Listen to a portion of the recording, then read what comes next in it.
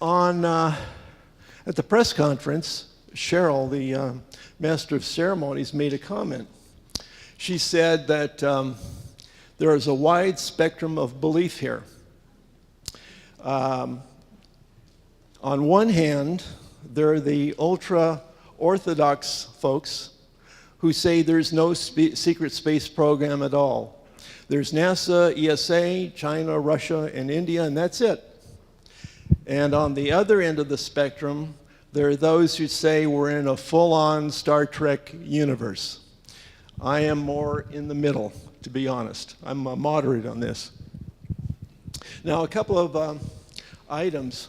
At the end of my presentation, I'll be showing you my my website address, and I have a freebie offer. Since I'm a stand-in speaker, I will send out a freebie copy of my presentation to you if you'll just go to my website and use the email service and request a copy of it. I am wearing a special uniform today to emphasize a point. Can anyone guess what it is?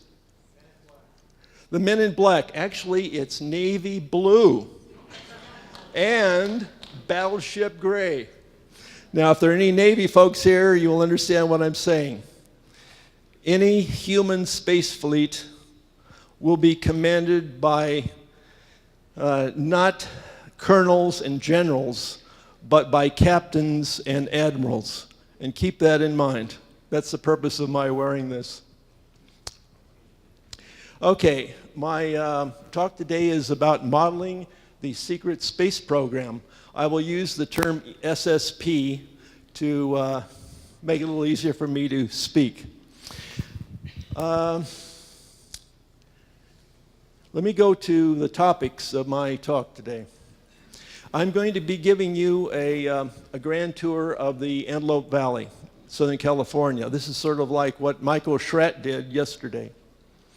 We'll talk about the Lockheed Martin Skunk Works, and then the 1992 and 1993 presentations by Ben Rich. We'll talk about Paul Hellyer, a name that hasn't been suggested or mentioned here so far, and the late Dr. Michael Wolf. Once again, another maybe new name to some of you. We'll talk about the Wolf model. That's the first model of 3. And then we'll be talking about Dr. Michael Sala and Corey Good's testimony. I'll be presenting what I call the good model, and then we'll have a merging of the models into what I call the hybrid model, which is a combination of both. And lastly, I'll be suggesting a hypothesis of my own. By the way, when I speak of a TR-3B, I'm speaking of this craft on the top. Michael Schratt called it a flying triangle. That works perfectly well with me, but some of you know it as a TR-3B. I don't know if that's the correct designation, but that's what it's been called. The illustration below is a typical cigar-shaped, cylindrical-shaped spacecraft. This would be interstellar, by the way. Okay, let me take you on a tour of the Antelope Valley. This is about, an hour to an hour and a half's drive north of Los Angeles. If you go up the 5 freeway, let's see, it fades out. That's too bad. Well, anyway, if you go up the 5 freeway and then turn off on Highway 14 towards the Palmdale, you'll eventually come to the Antelope Valley. And if you continue on north up to the 14, all the way up to the top of this little map, you'll come to the small town of Mojave. Now, Mojave is another aerospace center. It's called the Mojave Air and Spaceport. This is where Spaceship One was designed, built, and flown. I had the opportunity to actually witness one of those 2 flights. And after completing the second flight, it was awarded a $10 million X Prize. The Spaceship One was built by Scaled Composites, which is right there at the spaceport. I might also mention that I was a former employee of BAE Systems, and BAE Systems had a division there as well. If you go south, you will, to the right of your map, you would see Edwards Air Force Base. Now, Edwards is currently called the Air Force Test Center and Material Command. And this is where all of the, most of the X-planes were tested and flown in the late 40s and 50s and 60s and are still being flown there now. It's where, by the way, the space shuttle landed on occasion. Also at Edwards Air Force Base is NASA's Armstrong Flight Research Center. So it's a combination of Air Force and NASA. Across the street, so to speak, across the 14 freeway, and in the foothills of the Tehachapi Mountains is a facility that's colloquially called the Anthill. This is operated by Northrop Grumman. It's a multi-story underground facility. Some of you may be wondering how I know that. In the early 90s, someone by the name of Gary Schultz took me there. It's very difficult to find. We drove up to the front gate. There was a guard gate there, but there weren't any signs whatsoever. And finally, the guard came up to us, and there was no sign. There was no sign at all. It didn't say Northrop Grumman Secret Underground R&D Center. Okay? It didn't say anything. The guard said, "What are you here for?" "Well, we want to see the underground facilities," Gary said. And the guard said, "You're on private property. Turn around and get out of here right away." But it is there. Actually, Gary Schultz also had another way of showing me this facility. There was at least a plateau above the anthill where you could actually just drive up to and look down on this facility, and you could see that it was a V shape like that, and there were 3 diamond-shaped markings on it. And Gary told me that in the past he had seen a flying disc rising vertically out of one of those diamond-shaped spaces or points. Well, that sounds sort of bizarre, I suppose. But believe it or not, since I was living there in the Antelope Valley, I lived there for 6 years, and I had a chance to actually fly over this facility because there was no restriction in the airspace. So we flew over it, and I looked down at one of these diamond shapes, and it turned out to be a clamshell covering like you would find on a Minuteman silo. And the clamshell was open. And I looked down, and of course it was black, but the point being, it is an underground facility and reputed to have many layers, or levels. Proceeding south, you'll come through my old hometown of Lancaster, and in the lower right-hand corner, you'll see a small town called Llano, L-L-A-N-O. That was formerly owned by McDonnell Douglas. They also have an underground facility there. It's a fairly long walk from Llano, but it was visible at that time. Continuing back down the 14 towards Palmdale. Of course, Palmdale, as you heard from Michael Schratt, is the home of Northrop Grumman and Lockheed Skunk Works. And I might add that there is a second Lockheed Skunk Works underground facility, which I've also seen from the outside of the gate, located in Helendale, which is well off the map.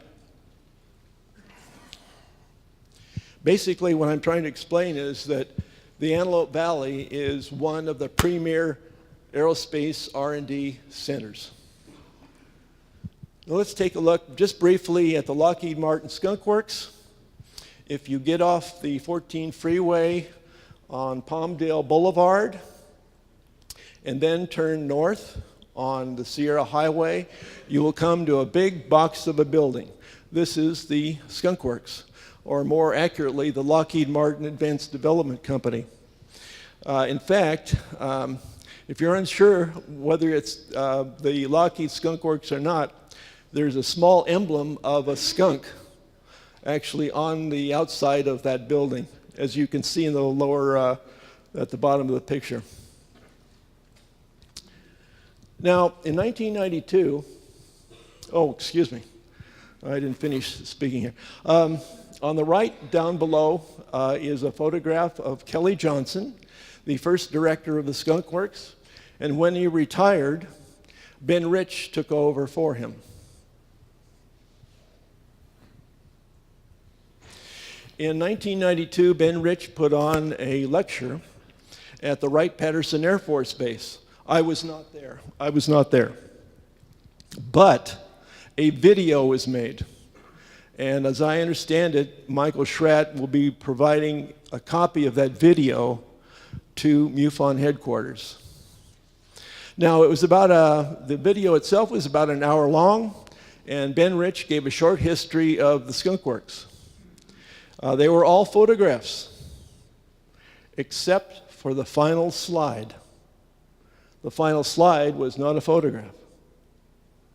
It was a drawing. And in fact, it was black and white. And this is what it was. Essentially, what he said, as well as I can remember, the U.S. Air Force has just given Lockheed Martin a contract to take E.T. home.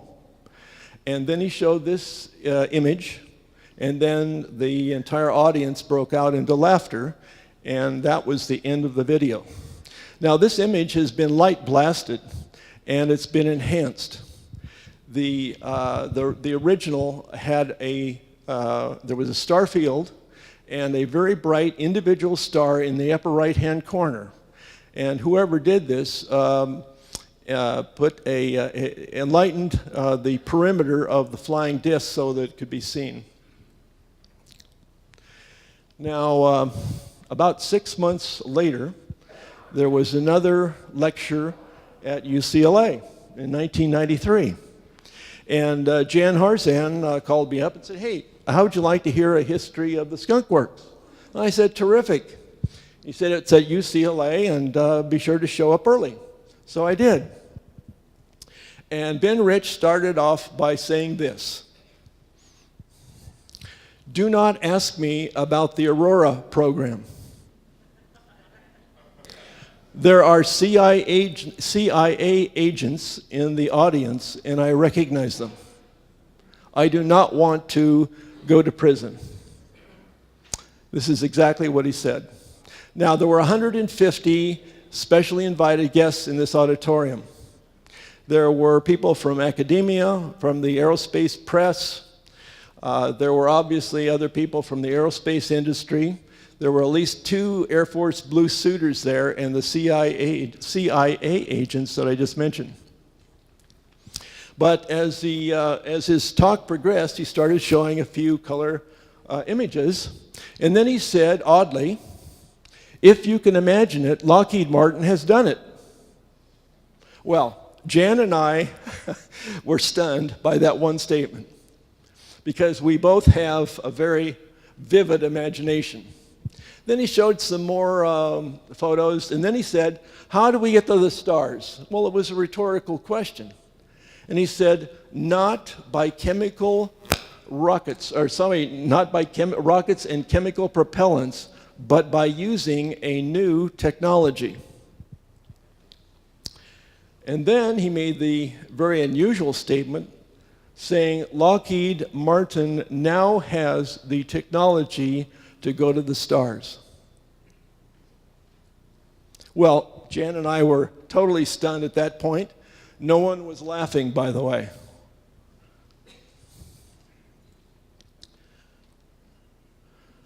Then he showed his final slide. It was another black and white image of a flying disc, without any question. No wings, no vertical stabilizers, very straightforward, very dark gray or black flying disc.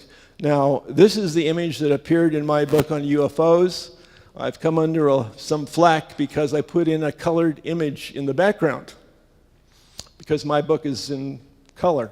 But anyway, if you can imagine this without any background whatsoever, that's as close as I can come to what he showed.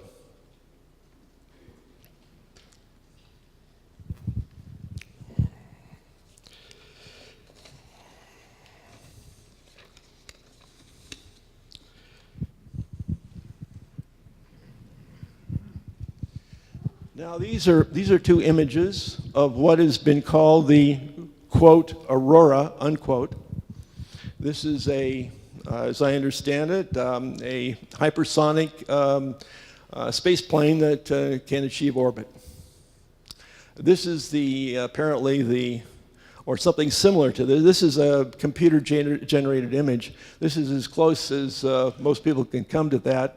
It's probably not called that, but I imagine it was one of those budgeted line items that Michael Schratt was talking about yesterday. Just a line item called Aurora. And the TR-3B is on the right. This is Michael Schratt's flying triangle. And I might add that when I was living in Lancaster, there were reports that a very large, very dark flying triangle flew very low and very slowly right over the center of Lancaster towards Edwards Air Force Base. I did not see it, but it's reported to have a very mammoth size. It completely blocked out the star field, I was told. And it's about 600 feet or so on each side, if you can imagine that. Now, on Friday, some of you heard, hopefully most of you heard, Dr. Michael Sala's talk. And frankly, he stole a little bit of my thunder, because no one else has talked about military space stations this weekend. In 1965, I was a graduate student, and I received a summer job working for Douglas Aircraft Company as a summer intern. They hired on about half dozen of us to participate in a 3-month program. Mostly it was to work at one of their facilities in Seal Beach. They were assembling the Saturn 4B stage. But there was another facility in Santa Monica that was their headquarters, and every once in a while they'd have sort of an educational program. One day they said, "Oh, you're in luck today. We're going to show you something that's secret." And wow, was this a big thing for me then. Well, they took us into a room and they showed us a wooden mock-up of the Manned Orbiting Laboratory. This was a U.S. Air Force contract that Douglas had received to build a military space station. It was just a wood mock-up, but nevertheless, it was obvious at that time that the U.S. Air Force wanted manned space stations. If someone will remember a quotation from General Curtis LeMay, he said, "Space operations are just an extension of air operations." Now, I might add that there was one test flight article of the Manned Orbiting Laboratory that was fabricated. They mounted it on top of a Titan III, and on top of that was a Gemini, a 2-man Gemini capsule. Without anyone aboard, they successfully launched it toward the end of the 60s, but shortly after that, the MOL project was canceled, at least officially. Now, for those of you who are carefully listening to Dr. Sala, he mentioned that there is a possibility that the Manned Orbiting Laboratory might have turned into a permanent military space station consisting of 9 segments in a circular or ring-shaped orientation whereby they used more than one MOL module combined with literally space debris, in other words, former booster containers. According to Dr. Sala, there were 49 Titan boosters launched during that period of time from Vandenberg. Why Vandenberg? Because they would be launched into a polar orbit. At the same time, after MOL, the Soviets had their own military space stations. They were all called Salyuts. Now, Salyuts was a research space station. You can see some examples of them on the bottom. They were all called Salyuts, but two of them were Almaz military space stations. Now, at about the same time, or during this period of time, there was a offensive weapon which was proposed as an unmanned satellite called what was referred to as rods from God, literally. This was a satellite that was intended to launch a 20-foot, basically telephone pole, about 1 foot in diameter. It was to be launched, and then it was guided or directed toward the target. It was non-nuclear, and it was intended as a kinetic energy weapon to destroy underground facilities. Now, whether or not that progressed or not, I don't know, but this would be one possible application of a military space station.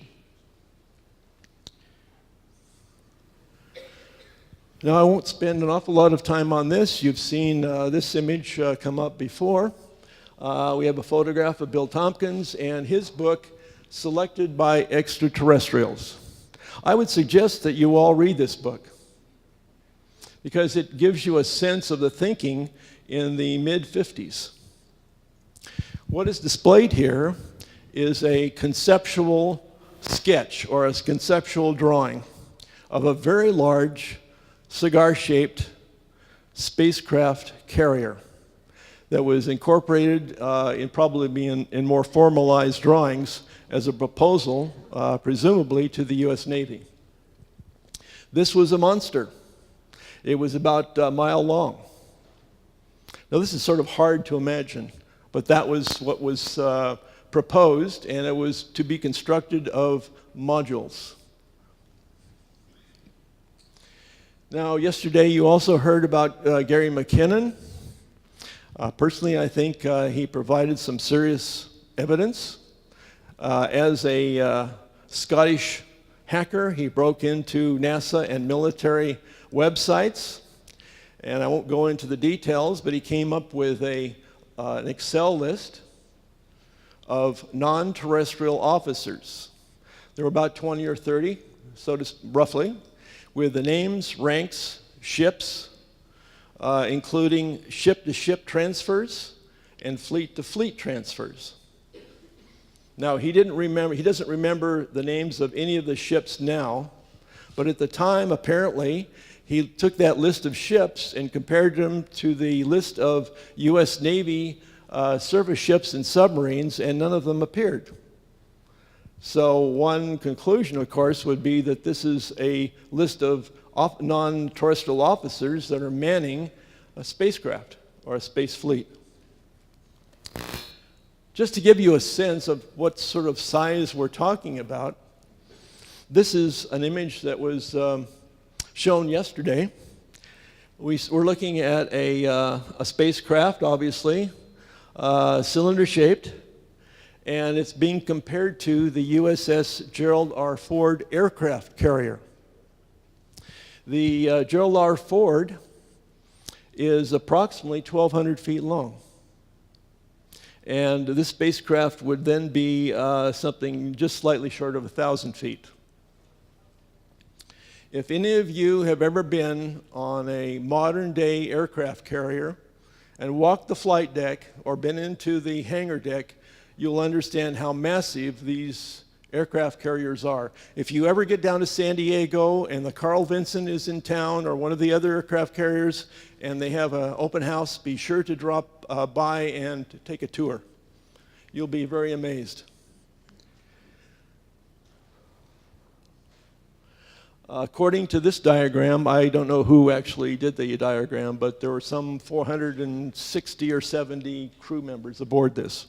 The name USS Hillenkoetter. I hope I pronounced that correctly. I don't know where that name came from, other than the fact that there was an Admiral Hillenkoetter, who was a director of the Central Intelligence Agency, and later allegedly became the chairman of Majestic 12, or MJ-12. And if that's true, then that's not a bad name to use. Okay. Now, let me just say, we started out sort of slowly. Many of you have heard this talk before, or something similar. I just wanted to remind MUFON that you all haven't been here for 10 or more years at various symposiums. Some of you are new to this. As a matter of fact, I met a gentleman just yesterday who was sitting beside me, and he said, "I've never been to a UFO conference before." Is this true? Well, my response was, absolutely. Some of this is absolutely true, I can assure you. Some of it are claims that have not been substantiated yet. Some of it is just total speculation, and the rest will seem very strange and bizarre to you.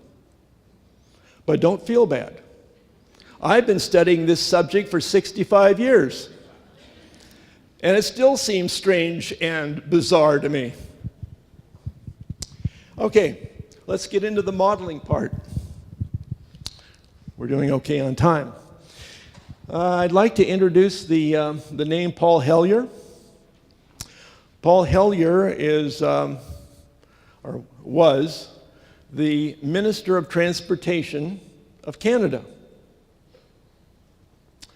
When he was the Minister of Transportation, he had no interest in UFOs or ETs. As far as he was concerned, it's a hoax. Fake news, right? He was admittedly concerned with administrative issues and reorganization. And I would suggest, if you're interested in things like global climate change, our banking system, our economic system, you might want to read his book. And his book is shown here, and it's called Light at the End of the Tunnel. It's a survival plan for the human species. Now, why do I bring this up? It's because he knew Dr. Michael Wolff. And Dr. Michael Wolff told him that there were 4 ET alliances in existence, that UFOs were real, and the U.S., or the secret government, I should say, I prefer to use the word secret government. The secret government was in possession of ET technologies that might be able to be used to reverse global climate change. And that's the reason why he brought the subject of UFOs and ETs up in his book. Now, in his book, he said, based upon Dr. Michael Wolff's experience,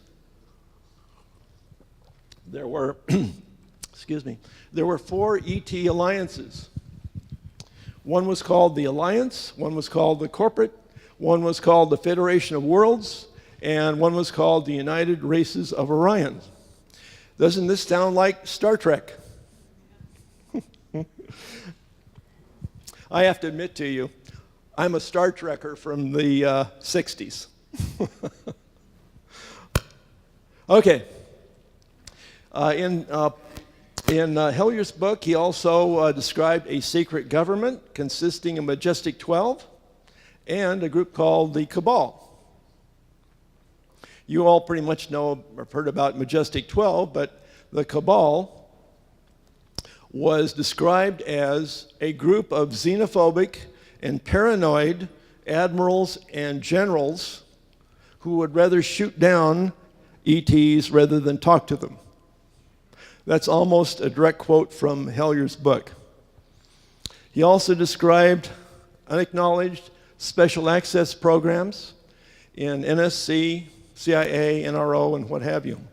And he also explained that there was an exchange program, a quid pro quo between the secret government and one or more ET alliances. And in exchange for ET technologies, we provided access to underground bases and underwater bases. The photograph below is one of Dr. Michael Wolff and the UFO researcher, the well-known UFO researcher, Paula Harris. I believe Paula Harris is in attendance this weekend, if I'm not mistaken. Yes? Oh, okay. Dr. Michael Wolff, at this point, was dying. He had cancer. And he died about 17 or 18 years ago. Now, Dr. Michael Wolff said that he was a consultant to the CIA and the NSC, and he worked, he was a team leader in MJ-12, and he called it SSG, standing for Special Studies Group. He claimed that he lived and worked with a gray that was known as Kolta, K-O-L-T-A. He also said that he was on a very good relationship with a Nordic by the name of Sa-Ra, 2 words, S-A-R-A. He claimed to have worked at Wright-Patterson Air Force Base, the S-4 base in Nevada, and at Dulce. His book, by the way, if any of you are interested, Dr. Wolff published a book called The Catchers of Heaven shortly before his death.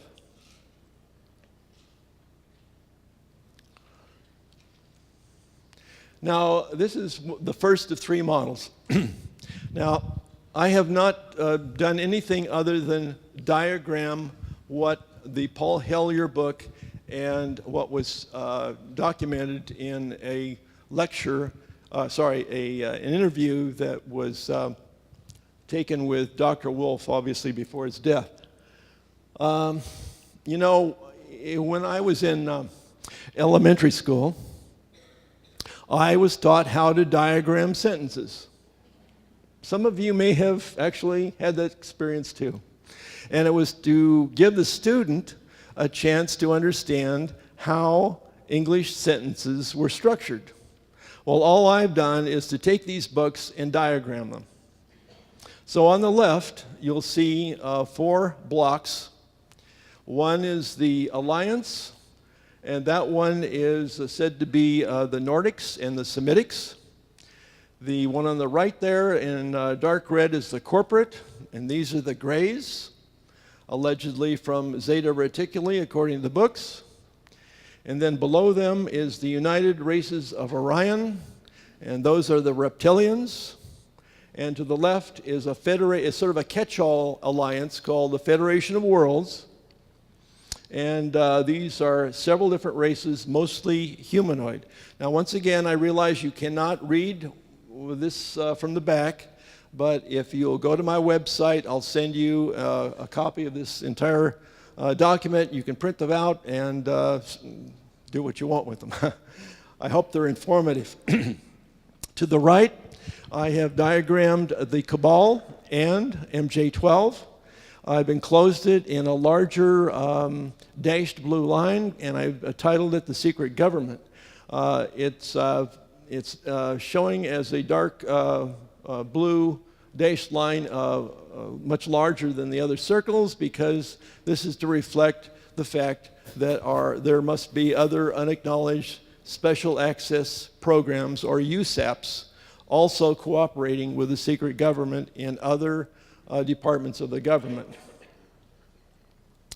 I've shown a blue arrow coming from, well, one or more of the ET alliances. That is to indicate any ET technologies that might have been given to the secret government in exchange for what I've shown with the red arrow, the exchange of the use of various bases underground or underwater. It's basically a quid pro quo agreement.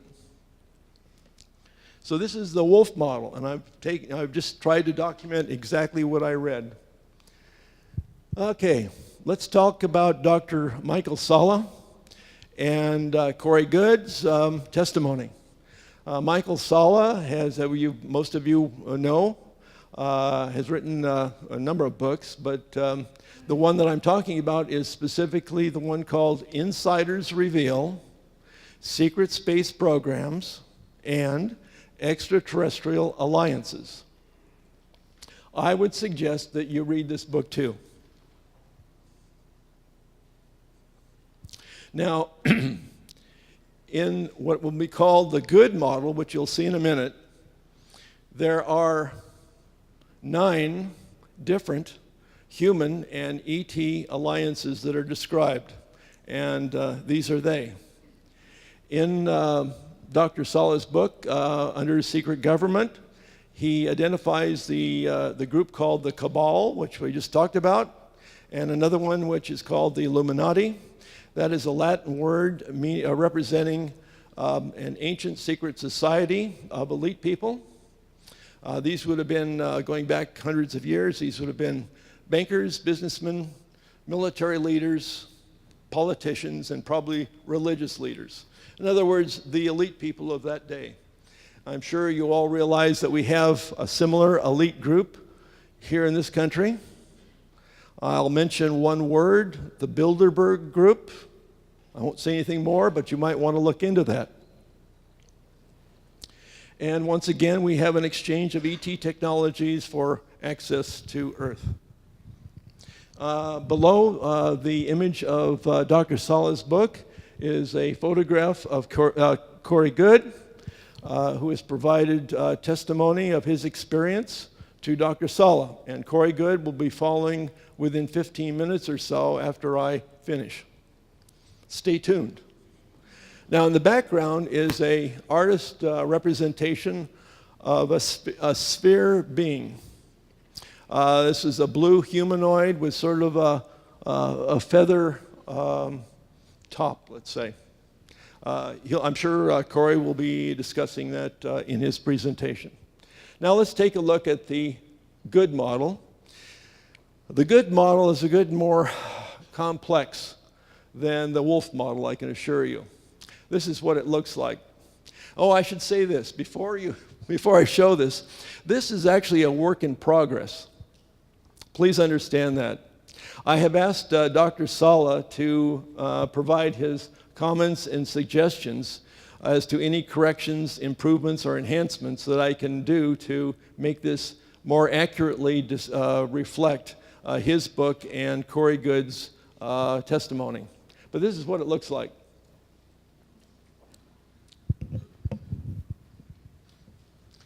All right.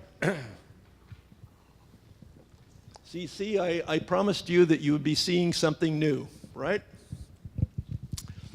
Now, these 3 models are taken right out of my book, The Total Novice's Guide to the Secret Space Program.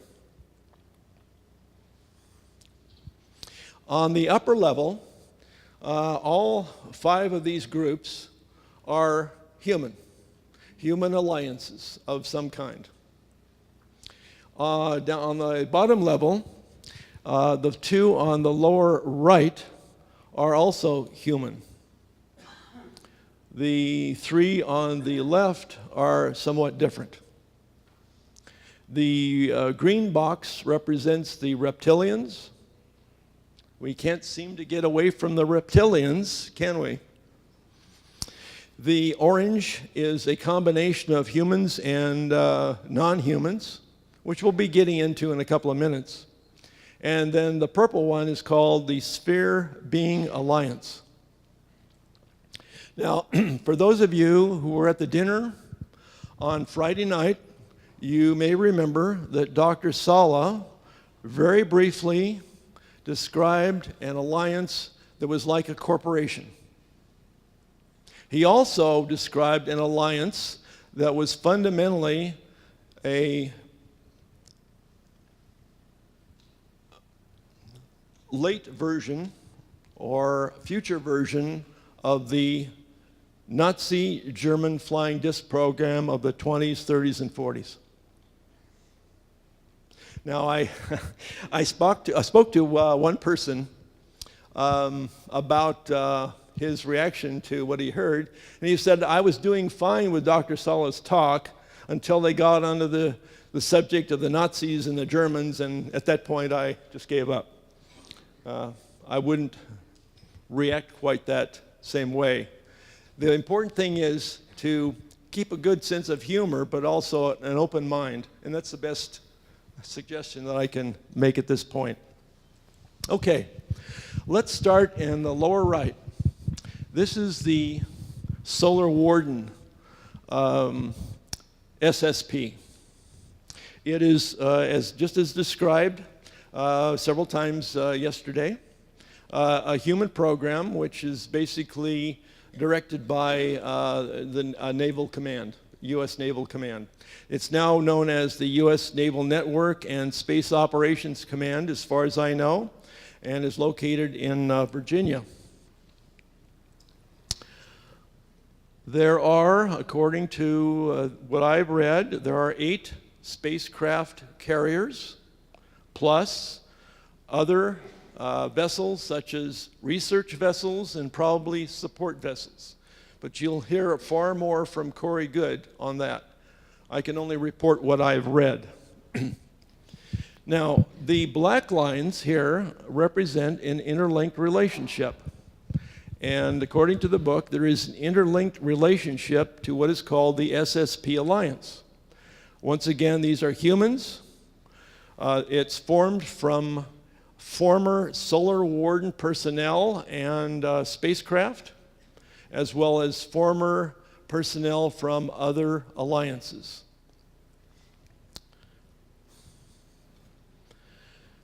I can add that it is directed by what is called the SSP Alliance Council. And the human participants or countries or nations are the US, the UK, Australia, Canada, and New Zealand. Now there's a direct connection to another one called the Earth Alliance, in sort of a medium blue here on the upper right. Now, according to the book, these are sort of like the white hats, or the good guys from the military-industrial complex. And they support the SSP Alliance by providing supply, support, and command assistance. And the participants there are the United States and the BRICS nations. The BRICS are Brazil, Russia, India, China, and South Africa.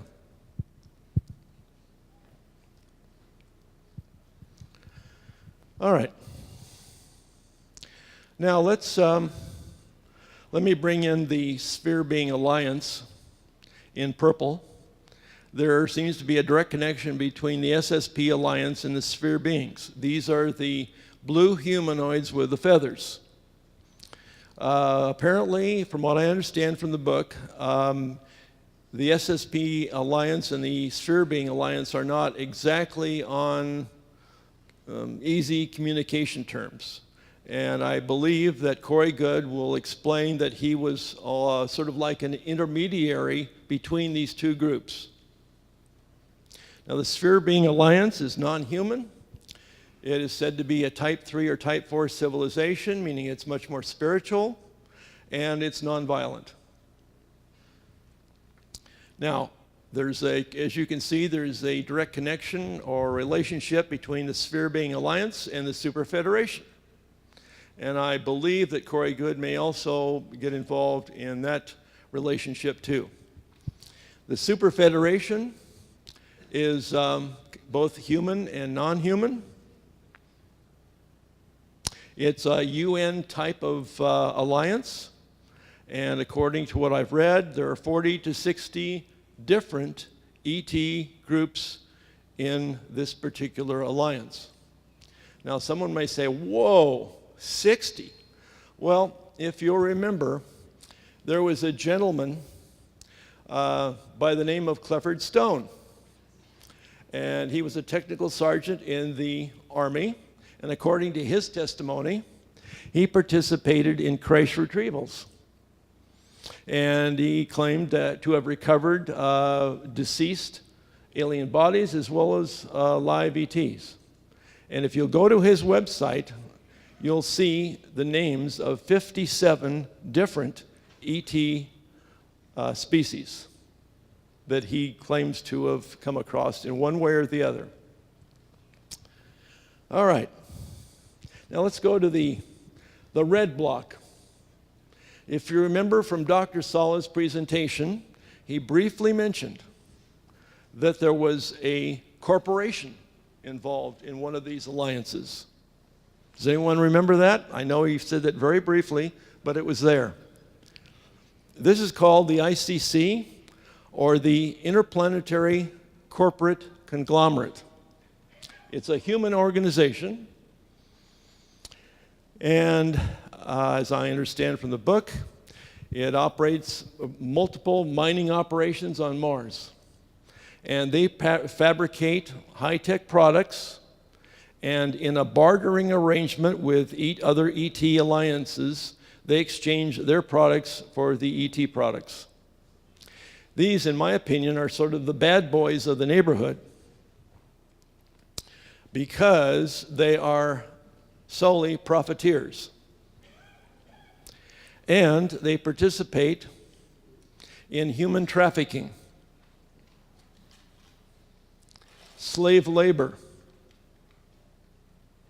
So that's why I call them the bad boys. And there's apparently, from what I understand, a direct relationship between the ICC and the Cabal and the Illuminati and MJ-12, which are represented with the blue circle. Now, in Dr. Sala's book, he brings out the subject of rogue special access programs, SAPs, rogue SAPs. These, as I understand it, are special access programs within international corporations and foreign governments. And they're called rogue because they have little or no oversight by their own government, and they sort of do their own thing.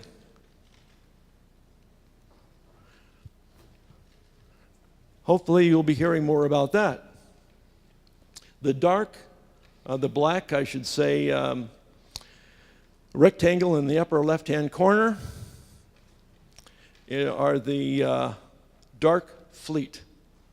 The Dark Fleet are the present day, as I understand it, follow on from the Nazi German flying saucer programs of the 20s, 30s, and 40s. A number of them were sent off, apparently, to Argentina and or Antarctica. And somehow these guys are still in action. Now, they operate, according to the book, outside of the solar system. And lastly, we have these fellows known as the reptilians. This is the Draconian Federation Alliance. I put it in green. They're highly militaristic, and so is the Dark Fleet.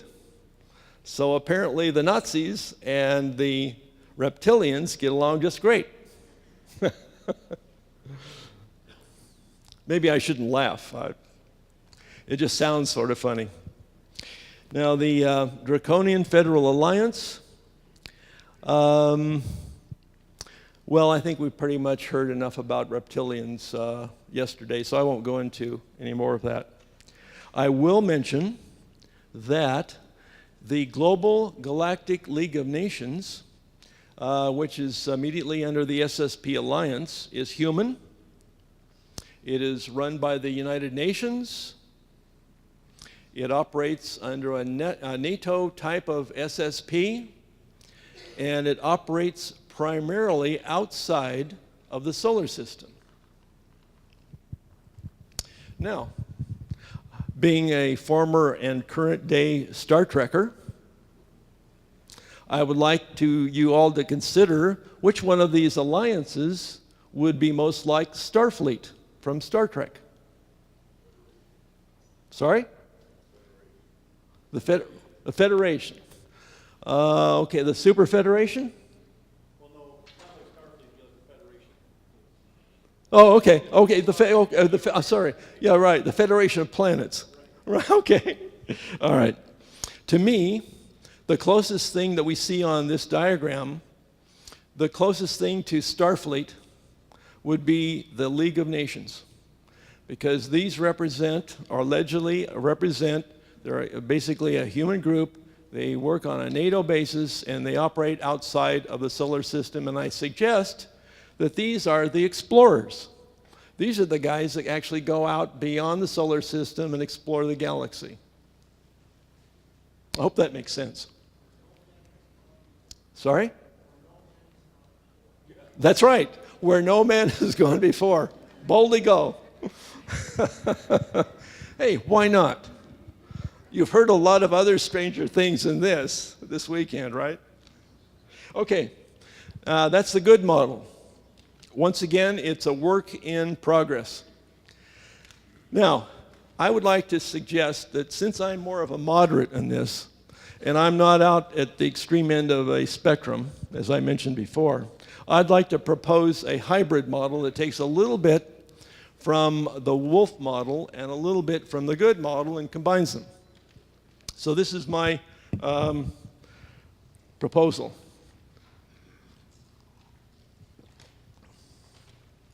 This model, as you can see, takes the 4 ET alliances from the wolf model, unchanged. And to the right of that is what I would like to call, I think it's better to call it the secret world government, because obviously there are other nations involved in this besides the United States. I think that's been pretty well proven. And within the secret government, once again, we have MJ-12. We have something called the Cabal. I don't take a big exception to that, and also the Illuminati. That works for me, as well as other USAPs from 3-letter government organizations, plus foreign organizations such as MI6. Now, supporting the secret world, I propose, would be the Navy. This is the dark blue, known as the Naval Network and Space Operations Command. And I suggest that they are operating a space fleet called Solar Warden. I have no reason to debate that, but it would consist of 2 or more spacecraft carriers, as described, plus research vessels, plus support vessels. And I'm suggesting also that they provide security for the solar system, and they support bases on the moon and Mars. Now, Dr. Wolf, before he published his book, stated that there was 1 base on Mars and 1 base on the moon. I know that's hard to believe for those who are starting to study the subject, but I don't find that impossible to believe or accept. Now, below that, in light blue, is something called Space Corps. Well, what is Space Corps? This was formerly the U.S. Air Force Space Command. They operate out of Colorado Springs in Colorado. And if you've been following the news fairly recently, about a week ago or so, the House Armed Services Committee, in a vote of 60-1, voted to establish a new branch of the military services. This would be called, they proposed, Space Corps. And it would take over the responsibilities of the former Space Command and be a brand new branch. Well, why do that? To me, it's to acknowledge the fact that space, as they see it, space is a warfare domain. And it's to give more emphasis to space operations than it's had in the past. So that's why it says Space Corps. Now, Space Corps, I'm suggesting, would operate the Space Corps Space Fleet. This might consist of the TR-3Bs, small fleet of those, or other vessels, other spacecraft, and they would provide security for the manned space stations and the Earth. Once again, my sense is that there's one or more military space stations in operation. So that's my hybrid model. That too is a work in progress. I have published the Wolf model on my website, and when I hear a response from Dr. Sala, I'll update the good model as well as the hybrid model, if that's necessary. So let's just compare the Wolf model with the good model. There are some obvious matches and near matches. But there's also some mismatches. Both of them call for the existence of the Cabal and MJ-12, so I would say that's a near equivalence. If you add NNSOC and Space Corps, that's somewhat like adding Solar Warden, the SSP Alliance, and Earth Alliance. The reptilians are straightforward. The Wolf model calls for the United Races of Orion, and the good model calls for the Draconian Federal Alliance. By the way, don't put too much importance about the exact names of these alliances. From the Wolf model, I can tell you that according to Dr. Michael Wolf, the names of these 4 ET alliances were the names that were actually used by MJ-12. Okay, the mismatches. Well, within the Wolf model, there is no interplanetary corporate conglomerate. That's not to say it doesn't exist. After all, Dr. Wolf passed away something like 17 or 18 years ago, and we all know a lot can change in 17 or 18 years. There's also no mention of the Dark Fleet, the Nazi German SSP, or for that matter, the League of Nations, the rogue SAPs, or the Sphere Being Alliance. Once again, that's not saying that it doesn't exist. So here's my moderates. Here's my moderates working hypothesis. There is a secret space program, and plural, space programs. They're real and not imaginary. They use the human anti-gravity technology is real and in a mature stage. There is a human space fleet. There are one or more military space stations, as described by Dr. Sala. There are at least one base on the moon and one on Mars. And there are ETs and humans are in one or more alliances. Pretty staggering stuff when you think about it. As I say, to me, even after 65 years, this all seems to be quite strange and bizarre, but I'm going with the flow. Okay, now here's the commercial aspect of my presentation. My most recent book is The Total Novice's Guide to the Secret Space Program. My books are normally about 500 pages, and they're printed or displayed in full color.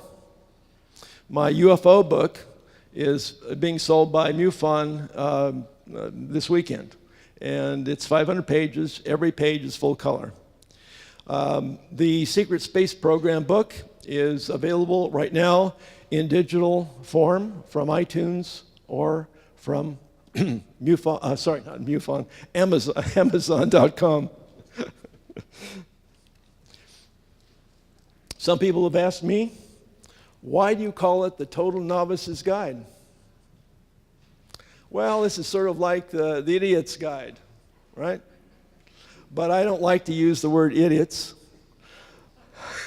Dummies. Yeah, there's another one called dummies. I don't like that word either.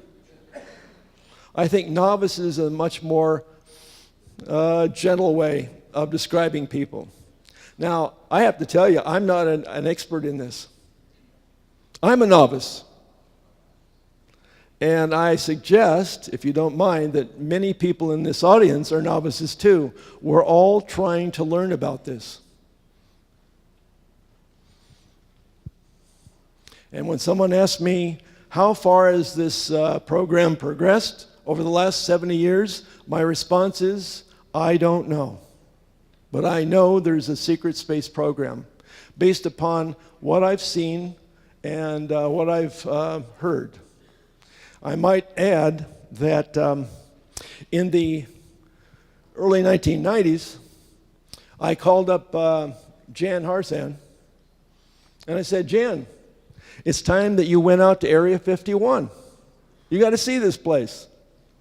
Now, I had purchased a Volkswagen camper before that because it gets very cold out there, as you might imagine, in the winter. And I said, Jan, we're going to go out there on a Wednesday night. And I can't promise you that you're going to see anything at all. Maybe nothing. So that's the risk. And it's a long trip out there. We all know that. Well, anyway, we were out there on Wednesday night. We aimed the camper directly at the Groom Mountains, where S4 is located. And we waited and waited and waited until around midnight. And we finally decided we weren't going to see anything that night. So we got up around 5:45 the next morning, talking about heading back. And it was full daylight. Okay? No clouds, bright sun. And at 6 o'clock, approximately 6 o'clock, we were looking towards Las Vegas.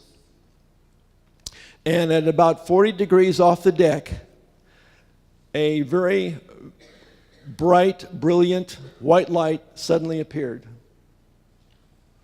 And it gradually followed a very jagged flight path directly towards Groom Mountain and disappeared behind the mountain. This was not an aircraft. It was not a helicopter. There was no noise.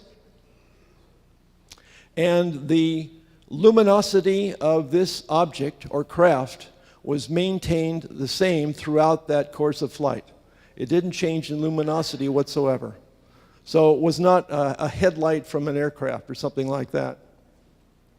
5 minutes later, a second one appeared. It went through a similar jagged flight path, disappearing behind Groom Mountain. And then 5 minutes later, roughly, a third one appeared suddenly, just out of nowhere. And it followed a similar flight path. Now, I would suggest to all of you that if you have never been out to Area 51, you should go there at least one time in your life just to see what it looks like. You'll see how remote it is. You'll see the little alien inn. You'll see the gates. You may see some of the cameras. You might even see some of the guards out there. But it's a terrific trip. It's organized by Tony, who's known for years. He is a professional tour guide, and he lectures throughout the course of the trip out there. I have talked to several people this weekend to see what they thought about it, and they said it was a terrific show. And I think someone said they might have even seen something at night. Lastly, I want to mention two documents. There was a document that was called, let me read it, Outside the Box, Space and Terrestrial Transportation and Energy Technologies for the 21st Century. This was prepared by Dr. Ted Loder, who was a professor at the University of New Hampshire. And in 12 pages, he details the history of America's secret space program. And I have reprinted this in my book, in the UFO book, as well as in the secret space program book in one of the appendices. And lastly, for those of you who have a technical bent, I would suggest you might want to read Secrets of Anti-Gravity Propulsion. This is written by Dr. Paul Laviolette.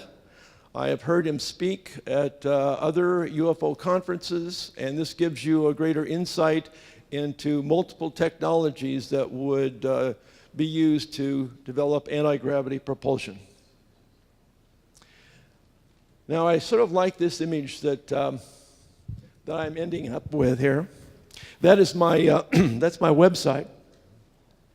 This image is very interesting. It's sort of like a question mark. And it makes you wonder, how far have we progressed over the last 70 years? Well, I hope you've all enjoyed this week. I've had a great time, personally. And I hope you enjoy Las Vegas.